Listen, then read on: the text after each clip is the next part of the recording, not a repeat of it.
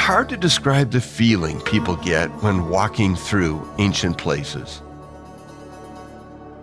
Every brick, every corner, every long, twisty street carries the potential of discovery, which in turn brings into focus a larger truth, intimately connecting seeker to past. I think few places encapsulate that sense of history like Jerusalem.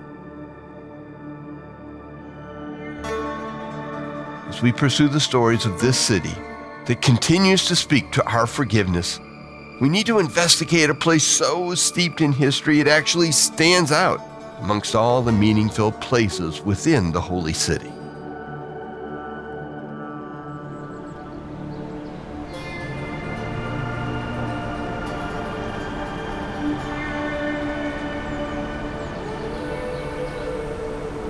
It's in this place we'll learn about the full cost of forgiveness and what Christ endured for us of his own free will.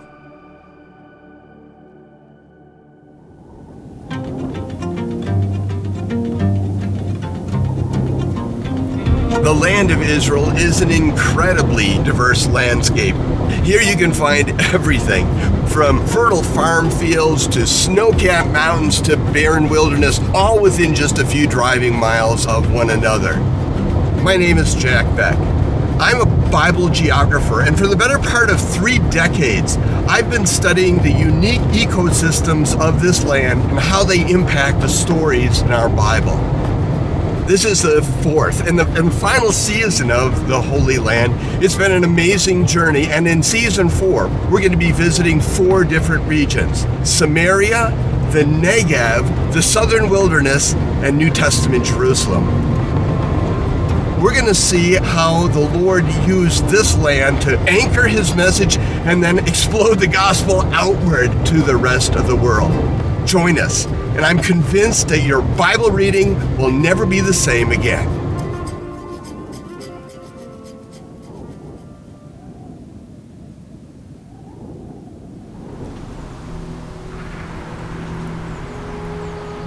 I want to give you the lay of the land here on the Mount of Olives, because it's going to offer insights that are absolutely critical for our understanding of what happened here the night before Christ went to the cross on our behalf.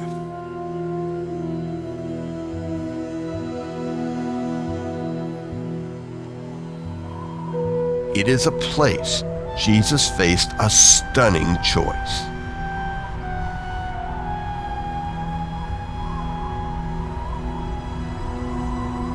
One of the great advantages I have in coming to this land so often is I get to go to places that usual tour groups don't, like this, the Augusta Victoria Hospital Bell Tower. I really love this place for a couple of reasons.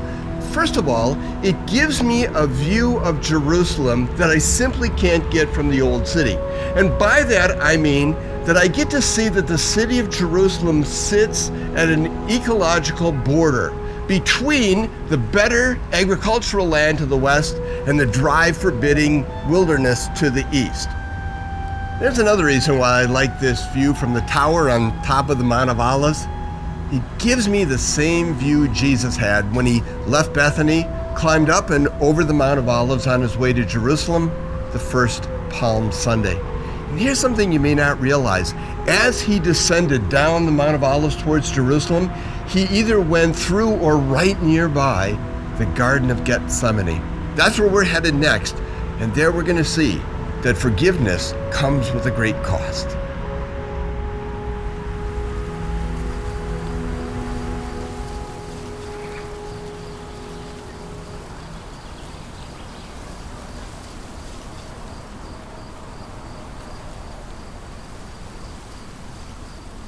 We're at Gethsemane, or at least one of the Garden of Gethsemanes that we have here in Jerusalem. There are several memory places like this. The reality is that this entire western ridge of the Mount of Olives was filled with olive trees. This was olive tree farming at industrial scale. And the reason for that was that people of Bible times came into contact with olive oil every single day. It was used for everything from cooking to illuminating the home. There was a need for a lot of oil, but how in the world do you get the oil out of the olive? It's got a really tough skin. Well, you use the Gethsemane, the olive oil crushing press. It consisted of a big round stone rolled around a round tub. You put the olives in, you roll one stone over the other, and it would crush those olives in a way that would burst the skin, and you could begin the process of extracting the oil. Gethsemane, the Garden of Gethsemane, that's where Jesus went to pray, and the name itself reminds us of the crushing that Jesus was going to experience there. It's part of Jesus evaluating the cost of our forgiveness.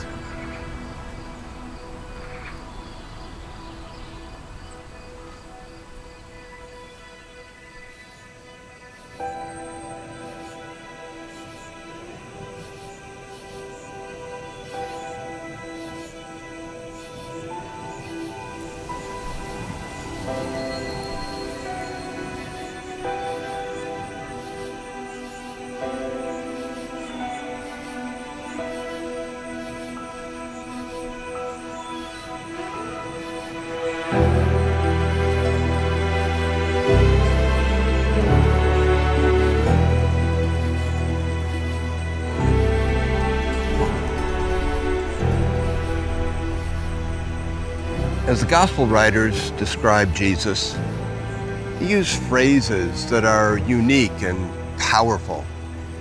Jesus is described as sorrowful and troubled. He's overwhelmed with sorrow to the point of death. And no other place in the New Testament is anyone ever described using those phrases, and Jesus is among them. And then there's Jesus' physical description.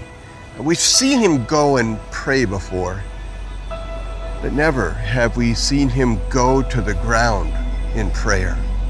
Never have we seen him pray so intensely that the capillaries in his forehead burst and bloody sweat flowed down the side of his face. It gets worse when Jesus speaks. He says, "My Father, if it's possible, let this cup be taken from me." That's horrifying language. The cup described there is the cup Ezekiel and Isaiah used to describe the suffering imposed on sinners. Jesus is saying, "Father, is there another way for us to bring about salvation without me suffering for the sins of the world?" What's going on here? This is more than Jesus contemplating the cost of physical pain that it will take when he's on the cross. This is Jesus taking into account what it's going to take to redeem the world. He's going to have to suffer for the sins of all people of all time. This is nothing less than hell itself. This is being forsaken by God. It's a crushing.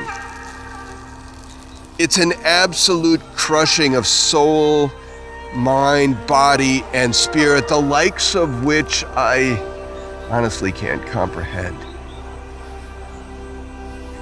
And what makes it all more troubling for me is that if Jesus decides not to pay the price, he has an out. Jesus can begin to walk up this ridge. And 40 minutes walk from right here, he is out in the Judean wilderness. And just as David, his forebear, had fled over this ridge into the wilderness, fleeing trouble, Jesus had the same option. I feel my eternity in the balance. If Jesus does what's best for him and goes east, my eternity is lost. I so desperately need him to go back to the city, to go back in the direction of the cross. What is he going to do Is he going to turn to the cross, or is he going to turn to the wilderness? And so I feel this back and forth until the moment the gospel writers say, and he returned to the disciples. Jesus had decided to pay the price of my forgiveness. And when he got to the disciples, he didn't stop.